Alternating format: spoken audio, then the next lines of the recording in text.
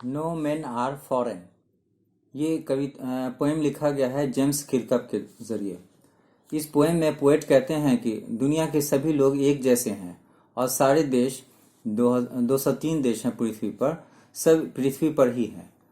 यहाँ लगभग 8 बिलियन लोग रहते हैं पृथ्वी पर। वो सब पृथ्वी के निवासी है, एक ही जैसे उनके अंग हैं, नाक कान हाथ मुंह एक ही जैसा है। तो ये पोएम जो है वो एंटी वार पोएम है, लड़ाई के विरुद्ध में पोएम है।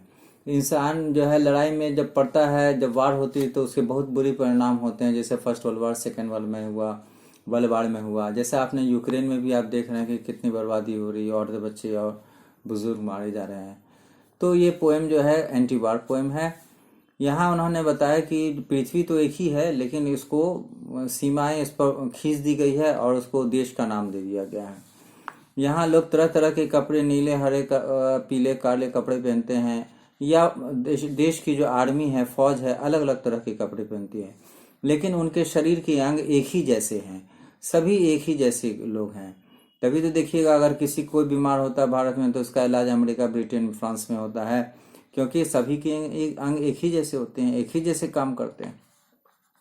तो यहाँ आप देखिएगा कि लोग इसी पर उठते बैठते हैं, यहीं पलते हैं, यहीं खाते हैं, यहीं पीते हैं, और मौत के बाद यहीं पंचतंत्र में पृथ्वी पर विलीन हो जाते हैं। सभी लोग एक ही सूरज से गर्मी और रोशनी लेते हैं। जमीन पर उगे हुए फसल को, गेहूं चावल खाते हैं, पानी पीते हैं, नदियों का पानी, ग्राउंड वाटर का पानी, ये सब वो इस्तेमाल करते हैं। और जब लड़ाई होती है, युद्ध के टाइम में क्या होता है, खाना पानी नहीं मिलता, लोग भूखे मरते हैं। आप देख लीजिए first world war, second world war में भी यही हुआ। ये सभी पृथ्वी पर ये लोग हार्ड वर्क करते हैं, मेहनत करते हैं, और सभी लोग मेहनत मशक्कत करते हैं, तब जाकर उनको खाने को मिलता है। ये सभी रात में सोते हैं और परेशानी के वक्त रात में जागते हैं, फिक्र करते हैं। आप ताकत से किसी को नहीं जीत सकते। पोएट कहते हैं कि आप ताकत से किसी को नहीं जीत सकते, प्यार से तो जरूर जीत सकते हैं। सभी देश में लोग की जिंदगी एक ही जैसी होती है, एक समान होती है।